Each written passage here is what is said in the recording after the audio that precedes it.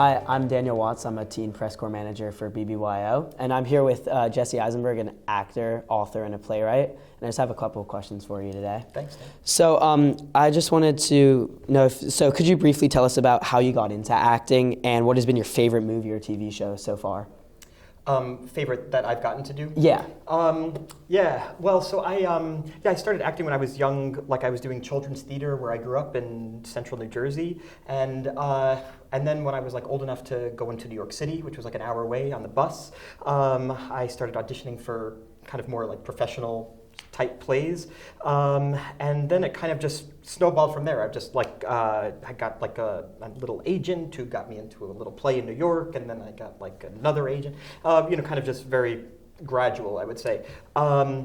That said, like being successful in the arts also feels like kind of winning the lottery, because there are so many people who were doing the same thing I was doing, who were also like very talented, hardworking people who, for whatever reason, didn't have like a sustainable career. So like it's partly like hard work and normal process, and also just like the random luck of anything in the arts. It's so when people ask me, should I try to pursue acting, I always say like do it, but always have some other plan in your mind, because it's like a very kind of hard job to sustain. All right, and then what has been your favorite project you've done so far that you've been in, or been a part of? I did a movie last year that's coming out in March, and it's relevant to like why we're here, in that it's about this famous Jewish mime, Marcel Marceau, who was a French mime, and during World War II, he actually saved all these Jewish kids from being, taken by the Nazis, and it's an amazing true story. And the movie's called Resistance, and so it's about this famous Jewish mime who saved kids during World War II. So it was like a kind of very special movie for me. That's amazing. And as a Jewish person, and also as a performer. Right. All right, very cool. So the next question is, to what extent did Judaism affect your like upbringing and through your acting career? I grew up in like a kind of secular house. I mean, I went to Hebrew school, and we did like the holidays, the important holidays, and then I started getting less interested in Judaism, and then when I kind of started dating my wife, she was much more interested in it than I was, so she got me, I would say, like back into it, into being interested in Jewish history, Jewish culture, and Jewish traditions, and she was more interested in going to temple than I was, for example, so that was a big influence to kind of redirect me towards it. Mm-hmm. Thank you. And so mental health is a huge issue concerning our generation and our organization. As someone who's a major advocate for mental health awareness, how have you channeled your own experiences into positive futures for others?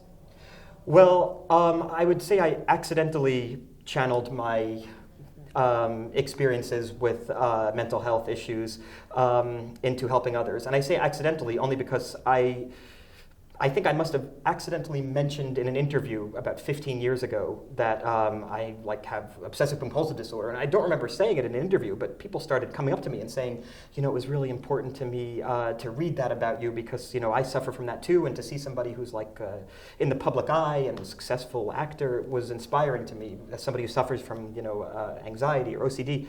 And when people first started telling me that I was like kind of helpful to them, I felt immediately embarrassed, because it's such a personal thing to talk about. I didn't want to talk about it in public.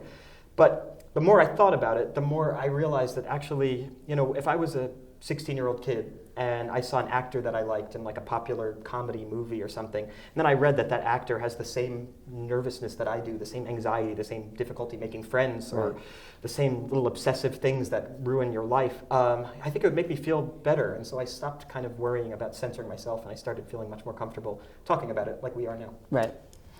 All right, and then the last question I have is, so what's less known about you is that you're also an author and a playwright. Can you tell us more about this, and what like inspired you to start writing along with acting? Like, was that more of a passion that you had than acting, or how did that develop? I started writing plays when I was about like 21, 22, and actually the first play I wrote was about my cousin who survived World War II, and she still lives in Poland, and I visited her and I wrote a play about her, and did that play when I was about 25 in New York.